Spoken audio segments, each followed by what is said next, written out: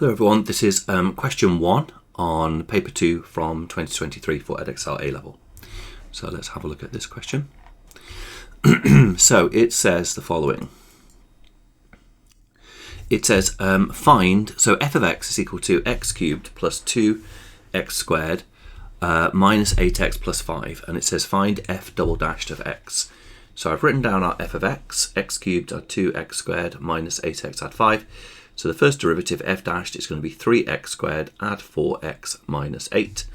And then the second derivative f double dashed is going to be 6x add 4. So a nice 2 marks there. B part 1, solve f double dashed of x equals 0. So again, super nice.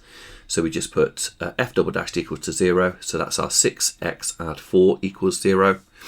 And then we just got to solve that. So we're going to take 4 off both sides and divide by 6. And then, so that's minus 4 over 6, which simplifies into minus 2/3. Hence, find the range of values of x for which f of x is concave.